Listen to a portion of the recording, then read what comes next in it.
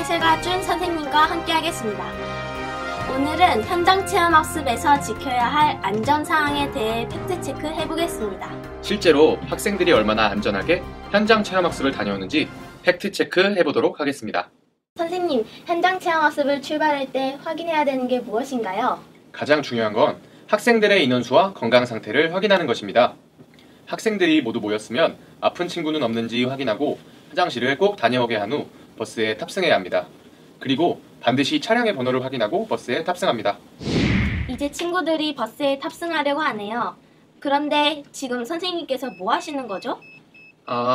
운전기사님의 음주 여부를 확인하고 계시네요. 학생들이 버스에 탑승하면서 확인해야 할 것은 무엇인가요?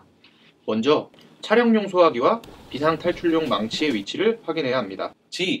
화재 신고하면 누가 가장 생각나나요? 소방관이요. 맞아요. 우리 소방관님께 신고하는 방법과 차량용 소화기를 사용하는 방법을 알아보도록 합시다. 버스나 차량에서 화재가 났을 경우에는 일단 차량에서 신속하게 대피하는 것이 우선입니다. 도로 번호를 해서 말씀을 주시거나 교차로 이름이 다 적혀 있기 때문에 그걸로 신고를 해주셔도 좋습니다. 고속도로 같은 경우에는 200m마다 위치가 다 표지판으로 되어 있기 때문에 상하에서 몇 번 도로 어느 지점이라고 신고를 해주시면 저희가 출동하는 데 큰 도움이 될 것 같습니다. 화재 신고 시 도로 번호, 교차로의 이름과 갓길 이정표 확인 꼭 기억하세요. 그럼 지희가 얼마나 잘 배웠는지 신고해 보도록 할까요? 네, 제가 한번 도전해 보겠습니다. 119 종합상황실입니다. 차량 화재가 났어요. 화재가 난 곳의 정확한 위치를 알려주세요. 경부 고속도로 서울 방향입니다. 갓길 이정표 확인 결과 200.4km 지점입니다. 예, 신속하게 출동하겠습니다. 그럼 지금부터는 화재가 났을 때 행동 요령을 알아봅시다. 먼저 신속하게 화재 사실을 알리고 대피하는 것이 중요합니다. 만약 문으로 내리기 어려운 경우 비상탈출용 망치를 이용하여 창문을 깨고 탈출합니다. 작은 화재의 경우 차량 비치용 소화기를 이용하여 불을 끄도록 합니다. 그럼 소화기를 어떻게 사용해야 할지 소방관님께 배워봅시다. 몸통이나 손잡이 위쪽을 잡은 상태에서 안전핀을 뽑아줍니다. 노즐을 하점에 닿게 놓으신 상태에서 피를 이렇게 쓸어내요. 이렇게 실제로 체험해보니 확실히 알겠네요. 드디어 출발을 하나요? 버스의 제일 뒷좌석 중 가운데 자리는 차량이 급정거할 때 튕겨나갈 수 있으므로 앉으면 안 됩니다. 이 순간 친구들이 안전벨트를 합니다. 안전벨트는 꼬이지 않게 착용해야 합니다. 꼬이게 착용하면 안전벨트의 폭이 좁아져서 충격을 잘 흡수하지 못합니다. 헐렁하게 착용하면 추후 2차 사고가 발생할 수 있어요. 등받이 상태를 알맞게 조절하여 안전벨트가 헐렁하게 착용되지 않도록 주의해야 합니다. 멀미하는 학생 발생 시 어떻게 해야 하나요? 즉각 선생님께 알리고 뒷좌석에서 앞좌석으로 이동합니다. 그리고 책을 읽거나 휴대전화를 들여다보지 않고 차 안에서 음식을 섭취하지 않으며 심호흡을 하면서 시선을 먼 곳에 둡니다. 참고로 멀미약은 감기약과 함께 먹지 않으며 출발 30분에서 1시간 전에 먹을 수 있도록 합니다. 배가 아픈 친구는 어떻게 해야 하나요?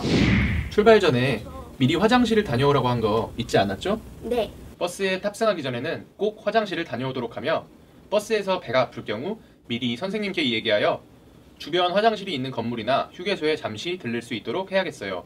아침에 과식을 하지 않도록 하며 사전에 자신의 건강 상태를 잘 확인해야겠어요. 휴게소에 들렸네요. 영훈이가 교통사고가 날 뻔했네요.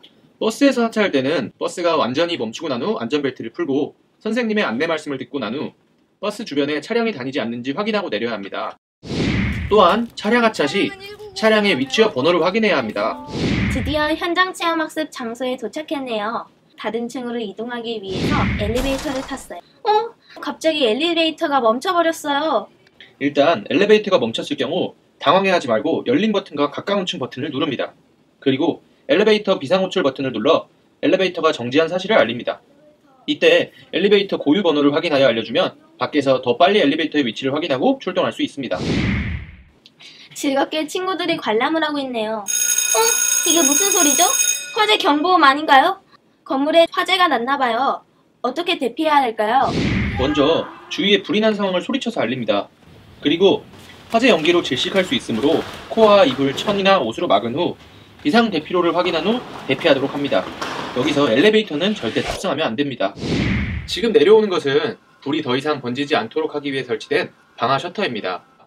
그러니 당황하지 말고 비상 대피 그림이 그려진 방향대로 나가면 됩니다. 반대쪽으로는 절대 들어가지 않습니다. 이제 실내에서 야외로 이동했네요. 야외에서도 위험한 행동들은 절대 안 되겠죠? 혹시 그거 아나요? 잔디에서 앉아 노는 것도 위험해요. 네? 진짜요? 네, 풀에는 우리 눈에는 보이지 않지만 많은 진드기가 있어요. 잔디에서 놀 경우 긴 옷을 입고 돗자리 위에서 안전하게 놀아야겠습니다. 이제 맛있는 점심 도시락을 먹으면 되겠죠? 잠깐! 식중독을 예방하기 위해서 첫째, 손을 비누로 깨끗이 씻습니다. 둘째, 음식은 꼭 익혀 먹습니다. 날씨가 더워서 음식이 상할 수도 있기 때문에 음식을 먹기 전 냄새를 꼭 맡아봅니다. 셋째, 물은 꼭 끓이거나 식수만 마십니다. 점심 식사 후 유나가 벤치에 혼자 앉아서 쉬고 있는데 낯선 사람이 다가와서 말을 거네요. 현장 체험학습 장소에서는 혼자 다니지 않습니다. 2명 이상이 짝이나 모듬을 지어 다니도록 합니다. 낯선 사람이 몸을 만지려고 하거나 억지로 어딘가를 끌고 가려고 할 경우 안 돼요, 싫어요라고 크게 소리치며 주변 어른들에게 도움을 요청합니다. 도움을 요청할 때에는 인상착의를 확실하게 말해서 특정 인물을 지칭해야 합니다. 화장실을 갈 때도 꼭 2명 이상의 친구들과 함께 다녀야겠어요. 안전한 현장 체험 학습을 위해 오늘 팩트 체크를 해봤는데요.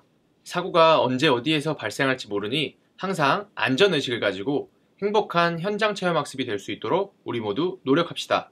현장 체험학습 안전 팩트 체크였습니다.